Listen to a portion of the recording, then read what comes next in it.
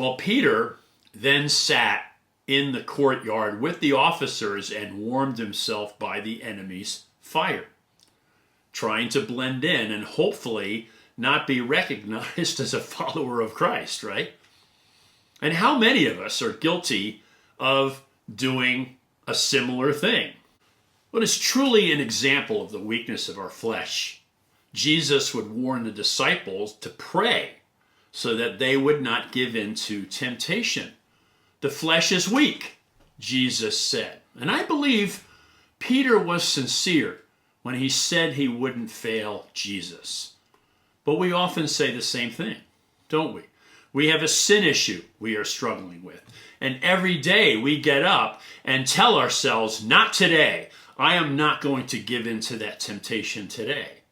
Famous last words, right? And before the day is through, we have failed again, probably more than once. Paul would address this struggle we can all have in Romans chapter 7. We can't be too hard on Peter, because how many of us are guilty of doing much the same thing? We are bold and resilient to share our opinions on politics and sports. We can argue about petty things that don't matter.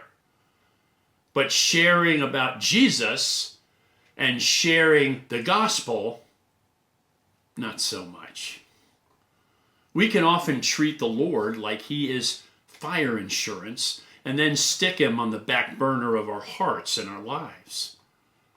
Jesus says in Matthew 12, "For the mouth speaks out of that which fills the heart."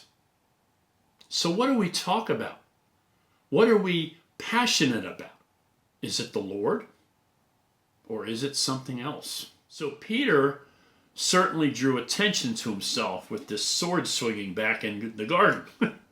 That action was quite noticeable. And this could have been a wonderful opportunity at this point for Peter to witness of Jesus' love and his grace and his power and remind this relative about the miracle Jesus did by healing his ear. Instead, he continued to deny him. Again, we can't be too hard on Peter.